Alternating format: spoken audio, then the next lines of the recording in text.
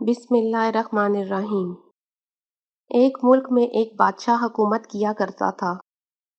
سستی اور کاہلی نے اسے بہت موٹا کر دیا تھا۔ کھانا پینا اور سو جانا، غرض یہ کہ موٹاپے کے سبب اسے کئی بیماریوں نے گھیر لیا۔ مملکت کے تمام حکیم اس کے علاج سے عاجز آ گئے، لیکن بادشاہ کی بیماری دور نہ ہوئی۔ بالآخر ایک نوجوان طبیب نے کہا کہ وہ بادشاہ کا علاج کر سکتا ہے۔ بادشاہ نے اسے بلایا اور جب دیکھا کہ یہ تو بہت کم عمر ہے تو بادشاہ کہنے لگا کہ کیا یہ میرا علاج کرے گا؟ نوجوان طبیب کافی ہوشیار تھا۔ اس نے بادشاہ سے کہا، بادشاہ سلامت، میں صرف طبیب ہی نہیں بلکہ علم نجوم کا ماہر بھی ہوں۔ مجھے ایک رات کی صرف اجازت دیجیے، میں رات کو ستاروں کو دیکھ کر یہ بتا سکوں گا کہ آپ کے لیے کون سی دوا بہتر رہے گی۔ ایک رات کی اس نوجوان طبیب کو مہلت دے دی گئی۔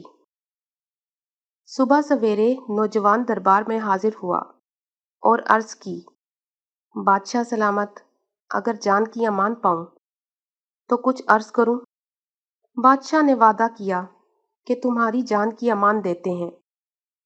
نوجوان حکیم نے کہا، بادشاہ سلامت، میں نے آپ کا ستارہ دیکھا تو معلوم ہوا کہ آپ صرف 1 ماہ زندہ رہیں گے۔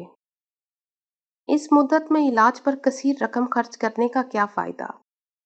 اور ساتھ ہی مجھے قید بھی کر لیجئے۔ اگر میں اپنے قول میں سچا نکلا تو میری جان بخش دیجئے گا، ورنہ مجھے سولی پر چڑھا دینا۔ بادشاہ نے اسے جیل میں ڈال دیا اور خود اس فکر میں پڑ گیا کہ جب زندگی 1 ماہ کی باقی بچی تو عیش و عشرت کا کیا فائدہ؟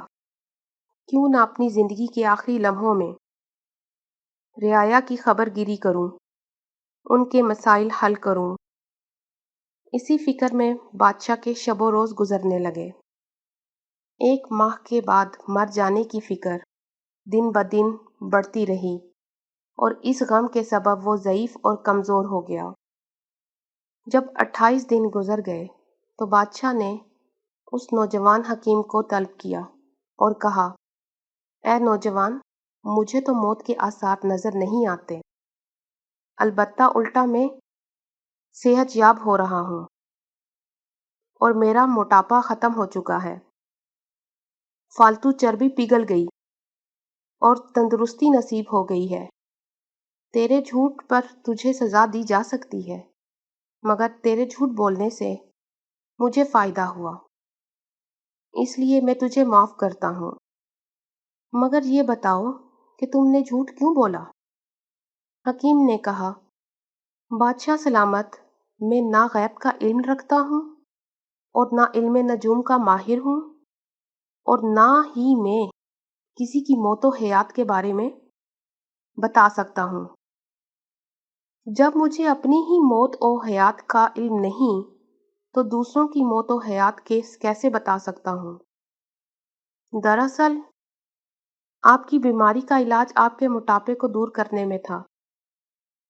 انسانی چربی اس وقت تک نہیں پگھل سکتی جب تک کہ عیش و عشرت کی زندگی چھوڑ کر کم کھائیں اور اپنے معاملات کی فکر نہ کریں۔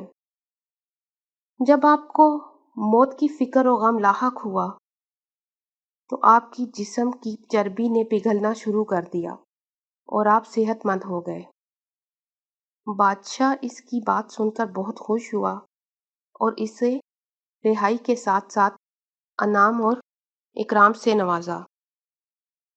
مزید اردو سٹوری کے لیے میرے چینل کو سبسکرائب کریں اور ویڈیو کو شیئر کریں۔ شکریہ۔